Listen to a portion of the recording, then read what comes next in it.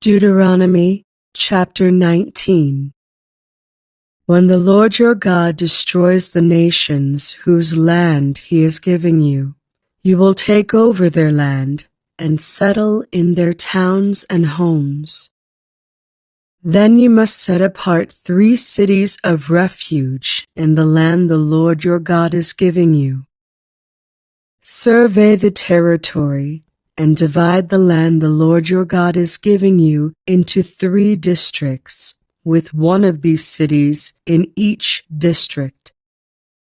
Then anyone who has killed someone can flee to one of the cities of refuge for safety. If someone kills another person unintentionally without previous hostility, the slayer may flee to any of these cities to live in safety.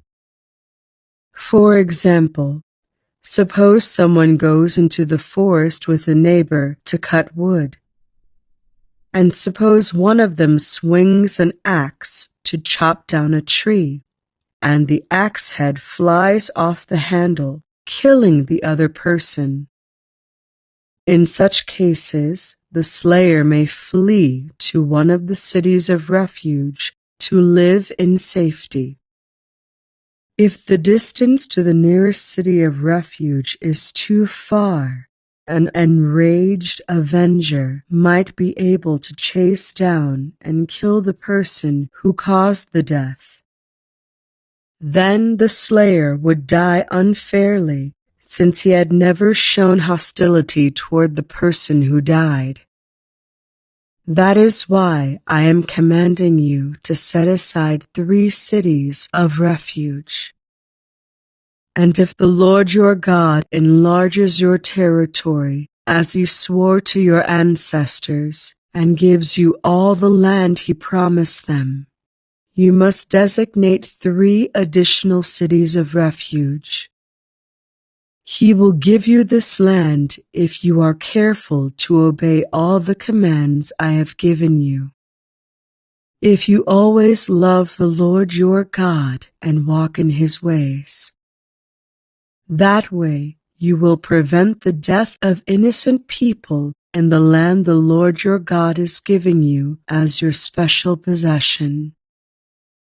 You will not be held responsible for the death of innocent people. But suppose someone is hostile toward a neighbor and deliberately ambushes and murders him and then flees to one of the cities of refuge. In that case, the elders of the murderer's hometown must send agents to the city of refuge to bring him back and hand him over to the dead person's avenger to be put to death. Do not feel sorry for that murderer. Purge from Israel the guilt of murdering innocent people. Then all will go well with you. When you arrive in the land the Lord your God is giving you as your special possession, you must never steal anyone's land by moving the boundary markers your ancestors set up to mark their property. You must not convict anyone of a crime on the testimony of only one witness. The facts of the case must be established by the testimony of 2 or 3 witnesses. If a malicious witness comes forward and accuses someone of a crime, then both the accuser and accused must appear before the Lord by coming to the priests and judges in office at that time. The judges must investigate the case thoroughly.